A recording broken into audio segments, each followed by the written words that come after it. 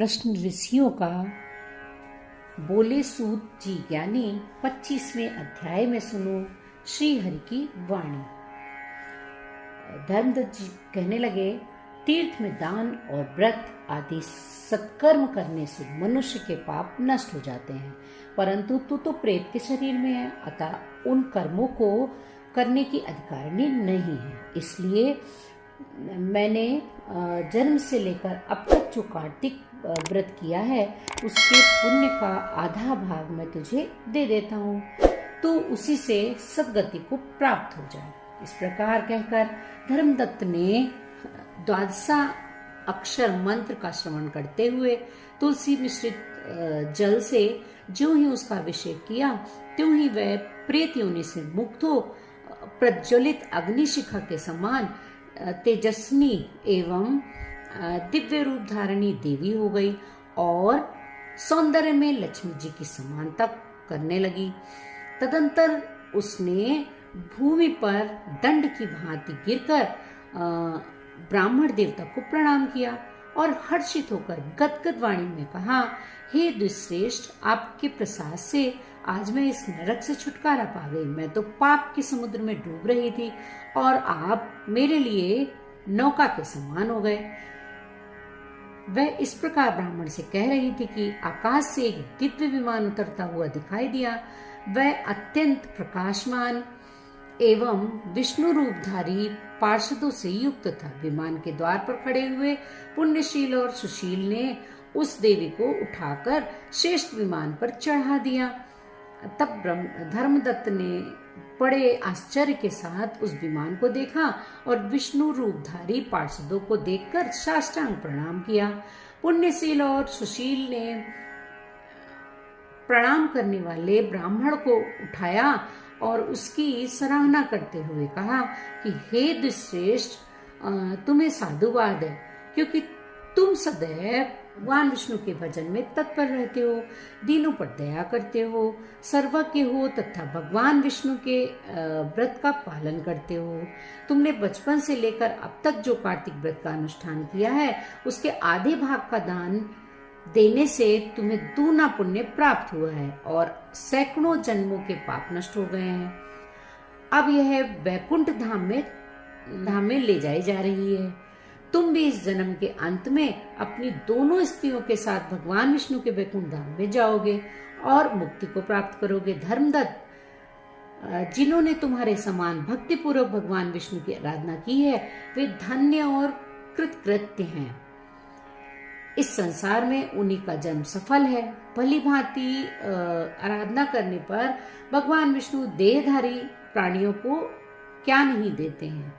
उन्होंने ही उत्तानपाद के पुत्र को पूर्व काल में ध्रुव पद पर स्थापित किया था। उनके नामों का स्मरण करने मात्र से समस्त जीव सद्गति को प्राप्त हो जाते हैं। पूर्व काल में ग्रस्त गजराज उन्हीं के नामों का स्मरण करने से मुक्त हुआ था। तुमने जन्म से लेकर जो भगवान विष्णु को संतुष्ट करने वाले कार्तिक व्रत का अनुष्ठान किया है उससे बढ़कर ना यज्ञ है और ना ही दान है और ना ही तीर्थ है। विप्रवर, तुम धन्य हो, क्योंकि तुमने जगत गुरु भगवान विष्णु को प्रसन्न करने वाला कार्तिक व्रत किया है, जिसके आधे भाग के फल को पाकर वह स्त्री हमारे साथ भगवान लोक में जा रही है। इस प्रकार कार्तिक महात्म्य 25वां अध्याय पूरा हुआ। कार्तिक मास महात्म्य का 26वां अध्याय श्री विष्णु की कृपा से आज तुमको रहा बताए। नारद जी बोले, इस प्रकार विष्णु पार्षदों के वचन सुनकर धर्मदत्त ने कहा कि प्रायः सभी मनुष्य भक्तों का कष्ट दूर करने वाले श्री विष्णु जी की यज्ञ, दान, व्रत, तीर्थ सेवन तथा तपस्याओं के द्वारा विधि पूर्वक आराधना करते हैं। उन समस्त साधनों के में कौन सा ऐसा साधन है जो भगवान विष्णु की प्रसन्नता को बढ़ाने वाला है तथा उनकी सामीप्य को प्राप्त कराने वाला है। दोनों पार्षद अपने पूर्व जन्म की कथा कहने लगे। हे द्विश्रेष्ठ, आपका प्रश्न बड़ा श्रेष्ठ है। आज हम आपको भगवान विष्णु को शीघ्र प्रसन्न करने वाला उपाय बताते हैं। हम इतिहास सहित प्राचीन वृतांत सुनाते हैं, सावधानी पूर्वक सुनो। ब्राह्मण पहले कांचीपुर में चोल नामक एक चक्रवर्ती राजा हो गए। उन्हीं के नाम के अधीन रहने वाले सभी देश चोल नाम से विख्यात हुए। राजा चोल जब इस भूमंडल का शासन करते थे, उस समय उनके राज्य में कोई भी मनुष्य दरिद्र, दुखी, पाप में मन लगाने वाला तथा अथवा रोगी नहीं था। एक समय की बात है, राजा चोल अनंत शयन नामक तीर्थ में गए, जहाँ जगदीश्वर भगवान विष्णु ने योग निद्रा का आश्रय लेकर शयन किया था। वहाँ भगवान विष्णु के दिव्य विग्रह की राजा ने विधि पूर्वक पूजा की।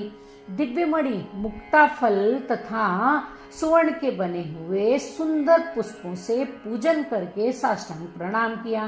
प्रणाम करके जो ही बैठे, उसी समय उनकी दृष्टि भगवान के पास आते हुए एक ब्राह्मण पर पड़ी, जो उन्हीं की कांची नगरी के निवासी थे। उनका नाम विष्णुदत्त था। उन्होंने भगवान की पूजा के लिए अपने हाथ में तुलसी दल और जल ले रखा था।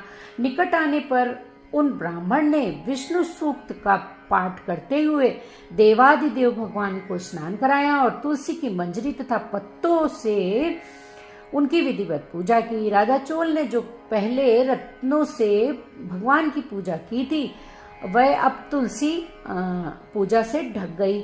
यह देखकर राजा कुपित होकर बोले कि विष्णुदास, मैंने मणियों तथा सुवर्ण से भगवान की जो पूजा की थी, वह कितनी शोभा पा रही थी। तुमने तुलसी दल चढ़ाकर उसे ढक दिया। बताओ ऐसा क्यों किया?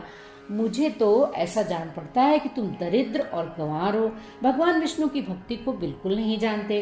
राजा की यह बात सुनकर दुष्टश्रेष्ठ विष्णुदास ने कहा कि राजन, आपको भक्ति का कुछ भी पता नहीं है, केवल राजलक्ष्मी के कारण आप घमंड कर रहे हो। बतलाइए तो, आज से पहले आपने कितने वैष्णव व्रतों का पालन किया है? तब नृपश्रेष्ठ चोल ने हंसते हुए कहा, तुम तो दरिद्र और निर्धन हो, तुम्हारी भगवान विष्णु में भक्ति बिल्कुल नहीं है।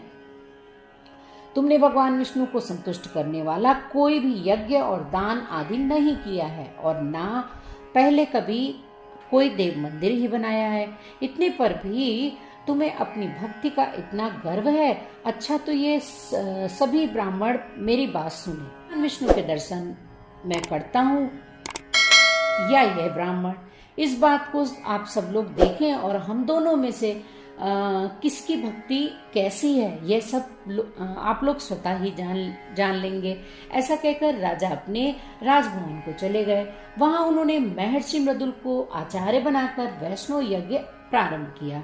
उधर सदैव भगवान विष्णु को प्रसन्न करने वाले शास्त्रोक्त नियमों में तत्पर विष्णुदास भी व्रत के पालन को करते हुए वहीं भगवान विष्णु के मंदिर में टिक गए। उन्होंने माघ और कार्तिक के उत्तम व्रत का अनुष्ठान, तुलसी वन की रक्षा, एकादशी को द्वादशाक्षर मंत्र का जाप, नृत्य, गीत आदि मंगलमय आयोजनों के साथ प्रतिदिन षोडशोपचार से भगवान विष्णु की पूजा आदि नियमों का आचरण किया। वे प्रतिदिन चलते फिरते और सोते हर समय भगवान विष्णु का स्मरण किया करते थे। उनकी दृष्टि सर्वत्र सम हो गई थी।